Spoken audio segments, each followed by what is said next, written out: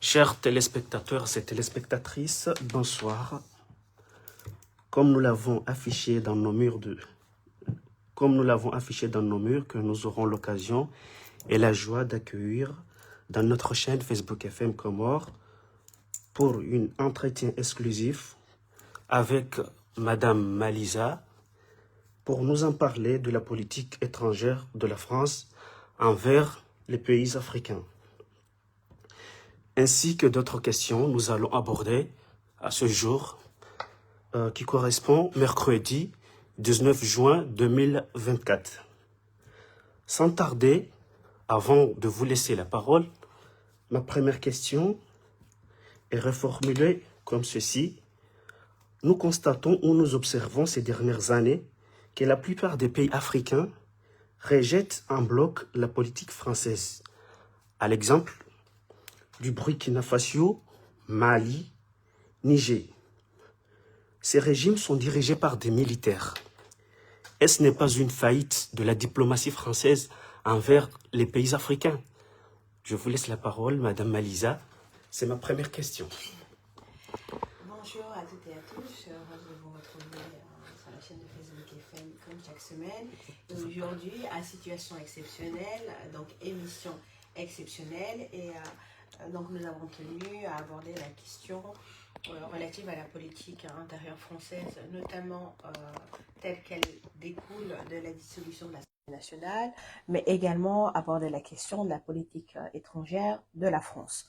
Alors la première question, on reprend finalement celle de l'échec de la politique française en Afrique. Je pense que ce n'est pas une insulte que de le constater.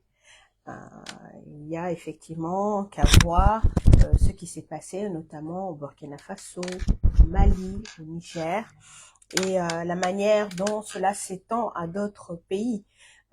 Effectivement, il y a quelque part un ras-le-bol des Africains vis-à-vis de la France. Alors, il faut peut-être essayer de relativiser, en tout cas de comprendre les raisons de ce désamour. Parce qu'entre l'Afrique francophone et la France, il y a quand même un lourd passé notamment colonial. Et c'est cette période post-coloniale qui, sans nul doute, n'a pas été abordée de la manière la plus efficace ou de la manière la plus conventionnelle. Aujourd'hui, le continent africain a soif d'un renouveau, a soif de développement, a soif d'émancipation, et elle considère, à raison, il me semble à mon humble avis, que la politique française ne permet pas, en tout cas ne le fait pas d'une manière qui leur soit favorable. Sans nul doute, y a-t-il trop encore aujourd'hui un regain de paternalisme de la part des autorités françaises envers les pays africains, et donc forcément cette jeunesse-là, en tout cas les pouvoirs en place, cherchent à sortir finalement du giron de l'influence française. Ça, c'est pour les reproches qu'aujourd'hui on peut faire à la diplomatie, ou en tout cas à la politique française en Afrique. Maintenant, je relativise mon propos. Pourquoi? Parce qu'il faut être deux pour danser le tango. Ce qui signifie que la France a sa responsabilité sur l'échec de la politique qu'elle a actuellement en Afrique, notamment son aide au développement qui n'est pas adaptée aux besoins des populations et des territoires. Et ça, je pense que je suis bien placée pour le dire parce que j'ai travaillé au sein de ces services-là. L'aide au développement n'est pas adaptée aux réalités sociales, culturelles, économiques et ne sert pas de manière effective les populations et les territoires. Ça, c'est un fait. Pour autant, comme je le disais, il faut être deux pour danser le tango. C'est-à-dire que nous avons aussi un problème au sein de la gestion africaine. C'est-à-dire qu'aujourd'hui, les gouvernants que nous avons eus jusqu'à présent, et ça, c'est un constat qu'on ne peut que reconnaître, n'ont pas su diriger leur pays comme il le fallait, n'ont pas su gérer les ressources comme il le fallait, et nul ne peut se prévaloir de sa propre turpitude. Donc, nous nous retrouvons finalement avec deux responsabilités. Une responsabilité africaine des dirigeants qui n'ont pas géré leur pays comme il le fallait, qui n'ont pas su apporter une bonne gouvernance, qui n'ont pas su apporter un développement dans leur pays.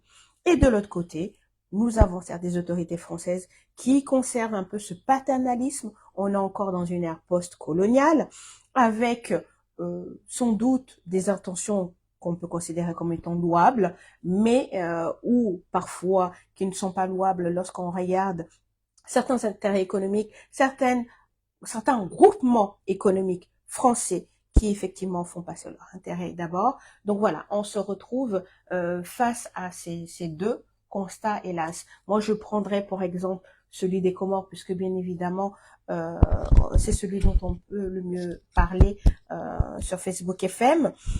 Quand on regarde la gestion du pays telle qu'elle est effectuée par les politiques actuelles et antérieures, ben, on ne peut pas rejeter toute la faute sur la France.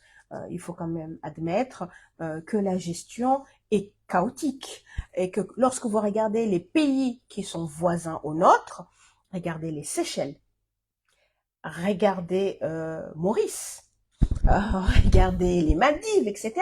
Nous avons plein d'exemples au sein de l'océan Indien. Regardez même Madagascar. On a beau dire que Madagascar est un pays pauvre, il n'empêche qu'aujourd'hui les Comoriens vont à Madagascar pour se soigner, les Comoriens vont à Madagascar pour étudier. Donc, c'est-à-dire que nous avons accepté le fait que Madagascar a un niveau de vie qui est supérieur à celui des Comoriens. Donc, tout ça pour dire qu'au sein même de notre environnement immédiat, nous avons des exemples de pays qui sont parvenus à un niveau de développement que nous n'avons pas aux Comores. Et cette faute-là ne peut pas être totalement imputable à la France, c'est pas possible. Il faut reconnaître aussi les erreurs en interne. Et il y a plein d'autres exemples de pays insulaires, comme le Cap-Vert, qui réussissent là où nous échouons. Si on peut dire que parce que vous avez parlé de l'aide au développement surtout, comme vous l'avez dit, vous avez travaillé sur Expertise France.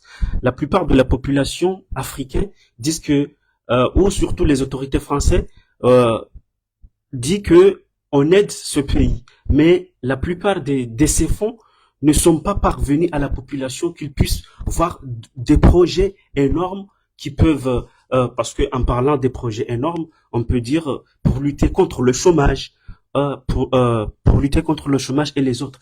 Est-ce que la faute revient aux autorités françaises ou aux autorités de ce pays africain qui prend cet argent pour le gaspiller dans d'autres manières qui n'est pas appréciée par les autorités françaises? Alors encore une fois, je mets dos à dos chaque autorité, c'est-à-dire que chaque autorité a ses turpitudes, a finalement les erreurs qui font que ces fonds finalement ne permettent pas un développement visible et effectif. On va commencer par les autorités françaises. Les autorités françaises, par exemple, ont promis un fonds de 150 millions pour l'aide au développement des Comores. 150 millions d'euros. Donc, et ces fonds-là, pour leur utilisation, la France les flèche sur différents programmes. Mais elle ne les flèche pas de manière unilatérale. C'est-à-dire qu'il y a des discussions, il y a des accords qui sont signés avec la partie comorienne. Maintenant, c'est à la partie comorienne aussi de dire, eh bien, ça je veux ou ça je veux pas. Ça, ok, ou ça, non, je ne suis pas d'accord. Ou ça, ce serait plus approprié parce que finalement, c'est la partie comorienne qui sait ce dont elle a besoin, qui sait qu'est-ce qui lui manque, qu'est-ce qui fait défaut aujourd'hui. Donc, la partie française propose, donne finalement ses fonds, mais c'est à la partie comorienne aussi de savoir, dans ses relations diplomatiques, dire ce qui correspond à ses besoins et ce qui ne correspond pas. Donc, si il y a en face, il n'y a pas une politique comorienne capable d'avoir une véritable direction sur l'aide qu'elle accepte, eh bien, effectivement, les populations ne peuvent pas voir l'effectivité de ces dons reçus. Ça, c'est le premier élément. Le deuxième élément, non, on peut pas dire que c'est la partie comorienne qui dilapide, etc., parce que les fonds sont encadrés, les fonds sont fléchés, etc. Il y a une part non négligeable qui va effectivement en frais de fonctionnement, en frais de gestion, etc. Grosso modo, je dis bien grosso modo, lorsqu'on effectue un ratio, sur des fonds d'aide au développement, eh bien, on peut considérer que vont dans les projets concrets directs un tiers des sommes annoncées. Voilà, un tiers, à peu près. Vraiment, je dis à la louche. Il y a des programmes sur lesquels ben, c'est visible, effectif, c'est concret. Il y a des programmes où effectivement ça reste davantage sur des ateliers, sur des consultations, sur des expertises, etc., etc. Et ça, je crois qu'effectivement les populations n'en veulent plus. Ils veulent des programmes concrets qu'on peut mesurer, qu'on peut chiffrer et qui ont un véritable apport pour les territoires et pour les populations. Si j'ai bien compris, ça revient aux autorités de négocier, comme à l'exemple du Sénégal. En arrivant au pouvoir du président Bassirou Diomaye Faye et l'arrivée du premier ministre Ousmane Sonko avait euh, euh, répondu à ces questions qu'ils ont besoin de renouveler les accords avec les pays partenaires. C'est-à-dire c'est aux autorités des pays africains de renouveler ces accords. Ok, Tout à fait. Et je pense qu'il est vraiment important lorsqu'on accepte de l'aide, voilà, de savoir de quoi a-t-on besoin et qu'est-ce qu'on accepte et qu'est-ce qu'on n'accepte pas. Et souvent, je suis indignée lorsque je vois de grandes cérémonies, de fastueuses cérémonies. Pour inaugurer quoi? On inaugure un don qui nous a permis de réaliser des toilettes. Mais sérieusement, c'est même indigne de dire que voilà, on organise une cérémonie pour ça.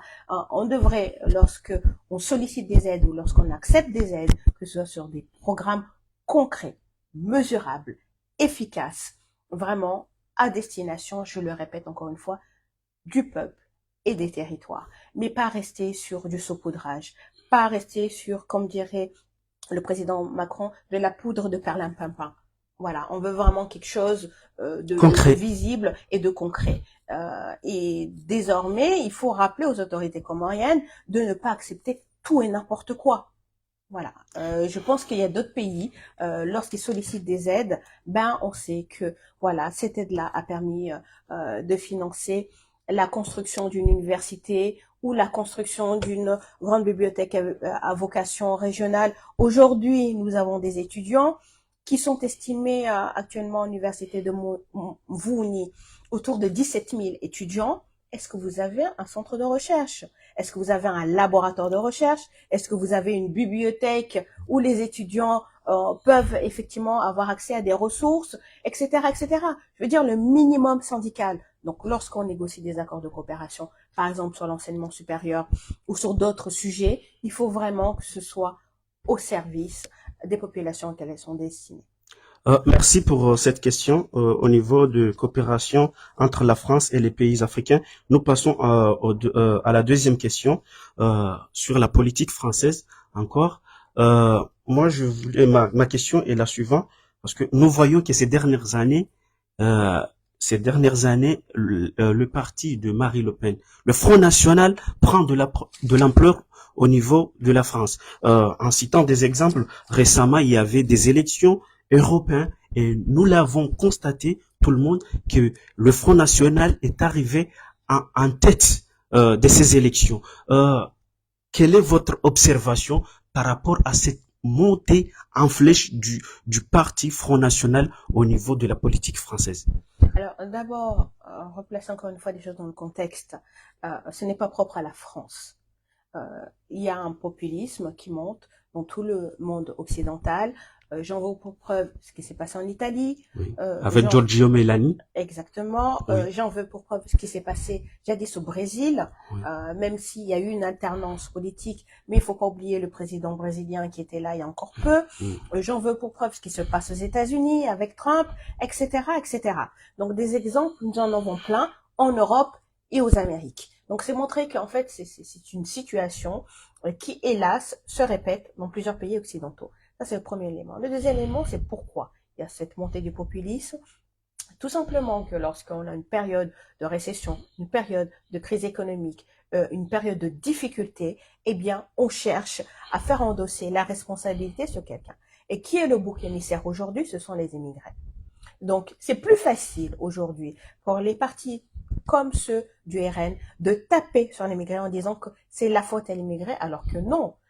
Aujourd'hui, on va venir nous dire que, par exemple, le chômage, ce serait la faute à l'immigré, mais en quoi le chômage serait la faute à l'immigré quand on sait qu'on a 300 000 emplois qui ne sont pas pourvus dans le domaine de la restauration, dans le domaine du tourisme, et que ce sont donc des emplois que finalement les Français n'en veulent pas, alors que les immigrés sont prêts à les occuper. Premier élément. Deuxième élément, on ne peut pas venir dire aujourd'hui qu'on n'a pas suffisamment d'actifs pour financer les retraites, alors qu'il y a des gens qui sont là pour travailler, parce que les immigrés viennent pour travailler. Ils ne quittent pas leur pays, ils ne quittent pas des guerres et des famines sans raison. S'ils les ont quittés, c'est bien parce que la vie n'était plus possible dans leur pays d'origine et parce qu'ils souhaitent aussi apporter économiquement une valeur ajoutée. Donc, toutes ces raisons font qu'aujourd'hui, l'URN se défausse sur les populations immigrées.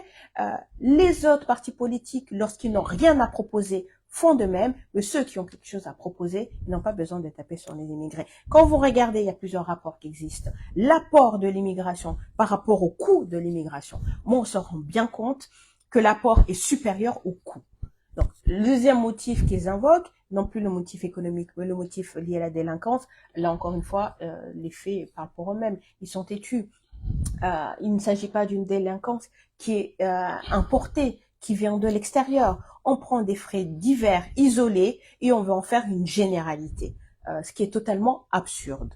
Et pour terminer, donc il y a une politique qui souhaite absolument à ce qu'on mette l'accent, des lois sur l'immigration, des lois sur l'asile, des lois toujours sur l'étranger, sur l'étranger, sur l'étranger. Ce ne sont pas les étrangers qui font qu'on a des difficultés aujourd'hui dans l'éducation.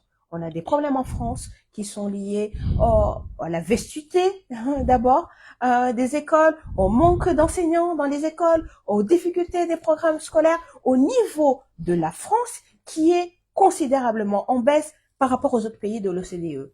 Donc ça, c'est pas la faute aux étrangers ce qui se passe dans l'éducation. C'est pas la faute aux étrangers ce qui se passe aujourd'hui au sein des hôpitaux français. On a vu les soignants manifester, etc., sur les conditions de travail, etc. Donc, il y a des problèmes qui sont prioritaires en France et on ne s'attaque pas à ces problèmes-là, on s'attaque uniquement aux étrangers parce que finalement, ces politiques-là n'ont pas de solution concrète à proposer à leurs concitoyens. C'est la raison pour laquelle aujourd'hui, il y a cette montée du RN qui est très grave et il faut contrer. Je tiens à faire un petit focus sur Marseille. Et un petit focus sur Marseille et la communauté comorienne. Nous allons arriver sur cette question des élections. Parce que à travers ces élections européennes, nous savons que le président de la République française, Emmanuel Macron, a pris l'initiative de faire dissoudre l'Assemblée nationale. Quelle est votre réaction? Parce que la plupart de la population française se prononce que c'est un échec. C'est un échec où il parle que c'est une gravité de dissoudre l'Assemblée dans cette période, parce que nous voyons que le Front National prend de l'ampleur au niveau de l'électorat français. Quelle est votre appréciation par rapport à cette dissolution de l'Assemblée faite par le président actuel Emmanuel Macron? Alors, cette dissolution de l'Assemblée nationale, elle est dangereuse. Je pense que tous les commentateurs politiques ont pu faire ce constat. C'est jouer finalement à la roulette russe. C'est qui tout double. Voilà. C'est soit le RN passe, soit il ne passe pas. Et c'est un jeu qui est très dangereux. On peut dire que c'est une arme de double tranche. Oui, c'est ça. C'est une arme à double tranchant. Et c'est très dangereux. C'est très dangereux. Maintenant, on nous a mis sur le fait accompli. On n'a pas le choix. Il faut réagir. Les élections anticipées donc ont lieu la semaine prochaine.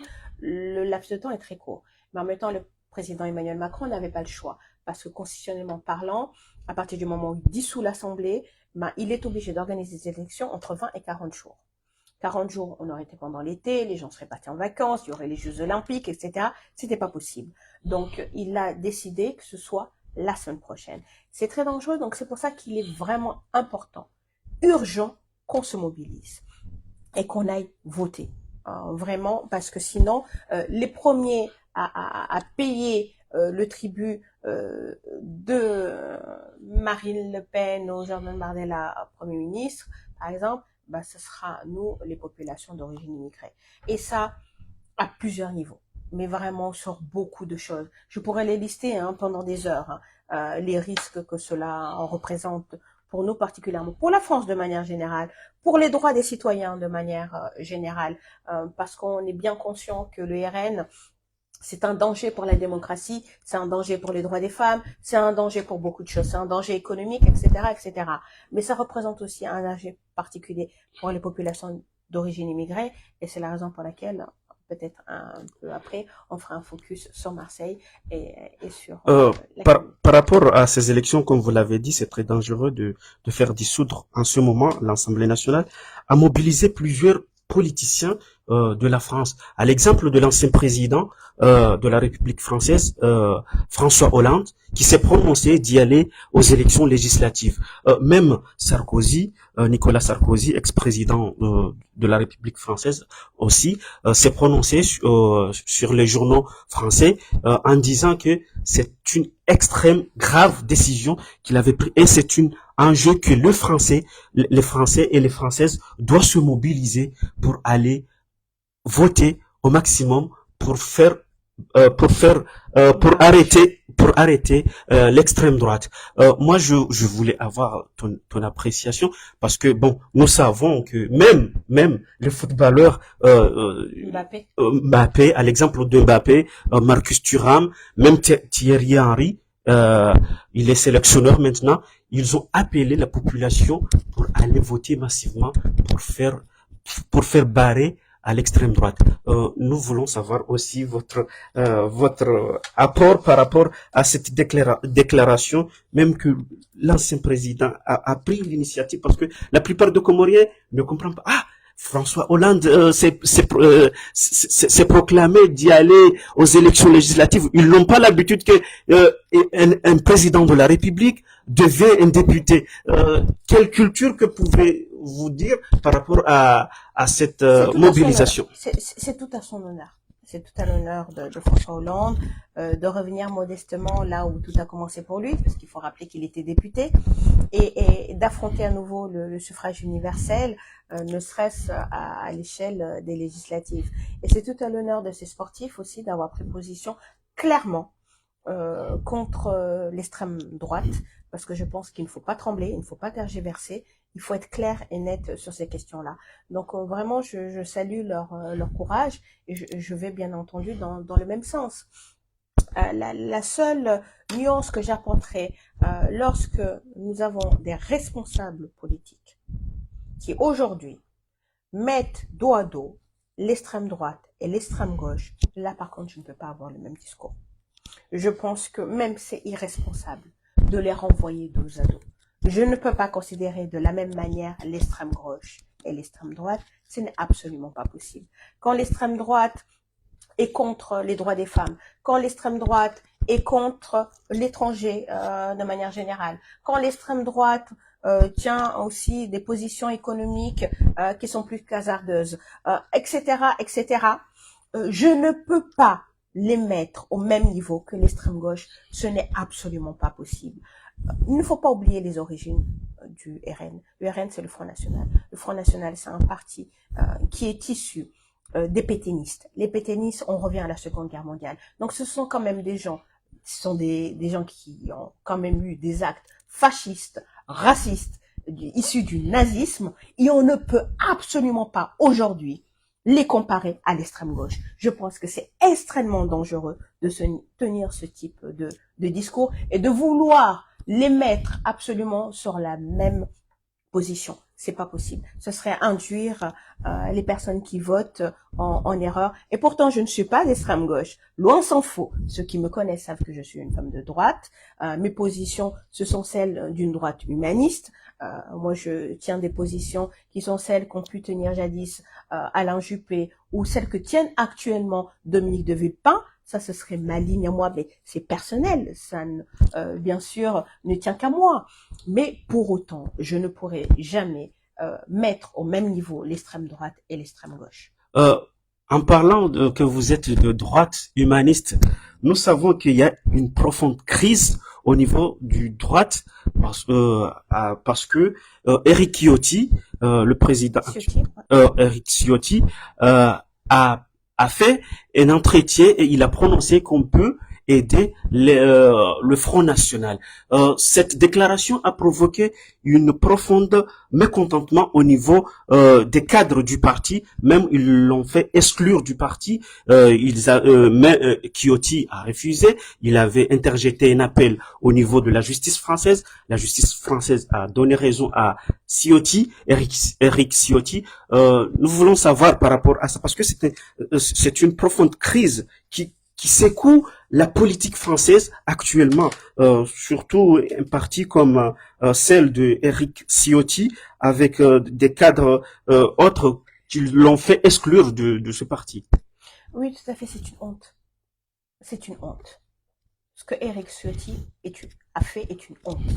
Et ça va totalement à l'encontre des principes gaullistes. On ne peut pas prétendre être un parti politique qui représente l'héritage du général de Gaulle et prôner une alliance avec le Front National. C'est impossible. Il faut rappeler le général de Gaulle, la paix du 18 juin. C'est quand même la personne qui est rentrée en résistance contre le nazisme. C'est quand même la personne qui est rentrée en résistance contre le pétainisme. Donc on ne peut pas dire qu'on est issu des rangs du gaullisme, défendre les principes et les valeurs qui ont animé le général de Gaulle, et aujourd'hui faire alliance avec ceux qui prônent l'héritage de Pétain. C'est pas possible, c'est incohérent. Donc la crise qu'il y a aujourd'hui à droite, elle est due à des comportements comme ceux d'Eric Ciotti, et donc c'est la raison pour laquelle aujourd'hui, d'ailleurs, plus personne ne lui fait confiance, et tous les cadres de LR, d'ailleurs, se sont désolidarisés de la position d'Eric Ciotti. Il est vraiment le seul chez les LR aujourd'hui comme cadre à tenir cette position-là. Tous les autres se sont désolidarisés. Et c'est peut-être finalement aujourd'hui ce qui fait le désamour des Français à droite. Moi, je n'ai jamais été adhérente des LR. Moi, je suis plutôt droite centriste. Mais pour autant, j'ai été une sympathisante quand même puisque j'ai été élue sur des listes de l'ex-UMP et nos positions ont toujours été claires. Jamais d'alliance avec le Front National. Et donc faire cette alliance-là, c'est trahir les valeurs et les principes qui ont toujours été les nôtres. Lorsque vous reprenez les positions de Jacques Chirac, par exemple, sur le conflit israélo-palestinien, sur le conflit lorsque les Américains ont voulu aller faire la guerre en Irak, etc., etc. Vous voyez bien que c'était des positions humanistes. Vous voyez bien que ces mêmes positions ont été défendues ensuite par Alain Juppé. Vous voyez bien que également aujourd'hui, la seule personne, le seul homme politique qui tient un discours cohérent aujourd'hui en matière de politique étrangère, en matière de politique intérieure, il n'y a qu'un seul homme, c'est Dominique de Villepin. Dominique de Villepin. Ok, merci beaucoup, maître. Nous savons que les élections vont se dérouler du 30 juin pour la première tour et le 7 juillet pour la deuxième tour.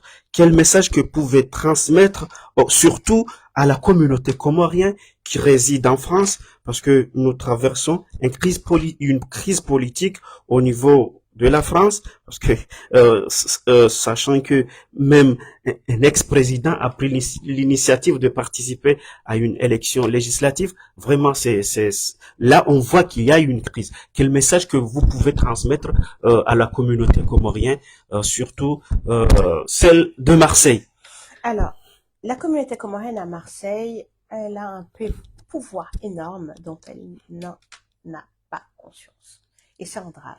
C'est un drame pourquoi? Parce que lorsqu'on regarde le listing électoral, on se rend compte que dans des secteurs comme le 15-16, finalement, potentiellement, on aurait un électeur sur 5 qui serait d'origine comorienne. Quand vous regardez dans le 13-14, le 13-14, c'est 150 000 habitants. C'est l'équivalent d'une ville comme Grenoble. Et dans ce secteur, la population française d'origine comorienne, ce serait à peu près équivalent à un électeur sur 4. Or, dans ce secteur, c'est le Front National qui gagne. Comment est-ce qu'on peut l'expliquer? De deux choses l'une. Soit ça signifie que nous-mêmes votons Front National, soit ça signifie qu'en fait on ne va pas voter. Or, il y a un tout petit peu de la première option, mais beaucoup de la seconde. Parce que quand on regarde les cahiers d'émargement, moi je vous invite à le faire. tout le monde y a accès. Après les élections, vous allez à la préfecture, vous demandez l'accès au cahier d'émargement. Moi, je le fais systématiquement après une élection. Mais je constate quoi? Que il y a beaucoup de personnes qui vont pas voter. Il y a des personnes qui vont et qui votent le Front National. Moi, je l'ai vu dans certains quartiers. Donc, on pourra pas me dire le contraire. J'ai vu des cahiers d'émargement où j'ai vu où ces cahiers d'émargement sont ceux de quartiers populaires et pour autant, le Front est passé.